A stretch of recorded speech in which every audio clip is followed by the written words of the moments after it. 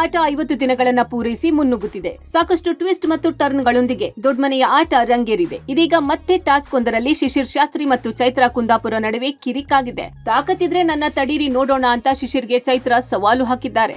ನಿನ್ನೆ ರಜತ್ ಮತ್ತು ಗೋಲ್ಡ್ ಸುರೇಶ್ ನಡುವೆ ಬಿಗ್ ಫೈಟ್ ನಡೆದಿತ್ತು. ಗುಗ್ಗು ನನ್ನ ಮಗ ಎಂದು ಸುರೇಶ್ಗೆ ರಜತ್ ನಿಂದಿಸಿದ್ರು. ಈ ಘಟನೆ ಮರೆಯುವ ಮೊದಲೇ ಶಿಶಿರ್ ಮತ್ತು ಚೈತ್ರಾ ನಡುವೆ ಕಿತ್ತಾಟ ಆಗಿದೆ.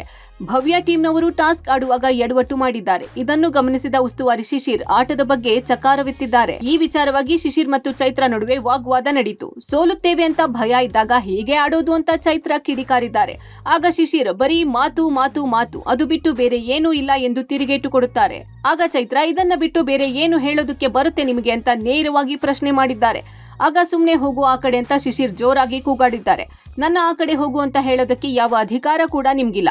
ಆ ಕಡೆ ಹೋಗೋದಿಲ್ಲ, ಇಲ್ಲೇ ನಿಂತ್ಕೊಳ್ತೀನಿ, ತಾಕತ್ತಿದ್ರೆ ತಡೀರಿ ನೋಡೋಣ ಅಂತ ಆವಾಜ್ ಹಾಕಿದ್ದಾರೆ.